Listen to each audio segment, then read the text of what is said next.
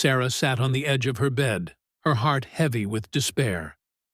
At 23, she felt like life had already defeated her. The weight of her mistakes, missed opportunities, and broken relationships hung around her like chains.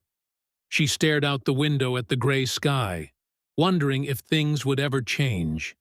She had tried everything: therapy, self-help books, and even moving to a new city, but nothing seemed to fill the emptiness inside. "What's the point?" she whispered to herself, tears streaming down her face. She felt abandoned, not just by the world, but even by God.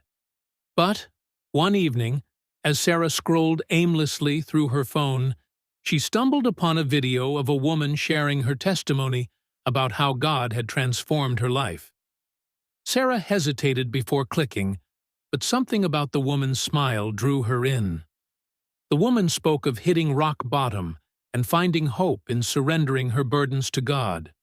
She said, "Sometimes we have to let go of our way of fixing things to let God work." Sarah felt something stir in her heart. Could it be that simple? She had been so consumed with fixing her life on her own terms that she never truly turned to God. That night, Sarah knelt by her bed for the first time in years. She didn't have eloquent words, just raw honesty. "God, I don't know if you're listening, but I'm tired. I can't do this anymore. If you're real, please help me. I need you." Over the next few weeks, Sarah began to notice subtle changes. A random person invited her to a church service, and though hesitant, Sarah agreed. The message that day felt as if it was meant just for her. God gives beauty for ashes, the oil of joy for deep sorrow, the garment of praise for the spirit of heaviness. Isaiah 61:3. Tears streamed down her face as she realized God wasn't waiting for her to be perfect. He was ready to meet her where she was. As Sarah started reading the Bible and attending small group meetings, she felt her perspective shift. The shame and hopelessness she had carried for so long began to lift.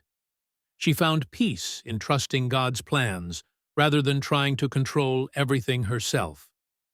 Months turned into a year, and Sarah's life looked completely different. She had started volunteering at a shelter, using her experiences to encourage others. Her joy was no longer dependent on circumstances, but on her newfound relationship with God.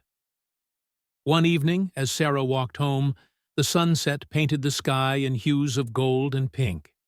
She smiled, remembering the words of her pastor, "God doesn't just restore, He makes all things new." Sarah had once believed her life was over, but now she knew it had just begun.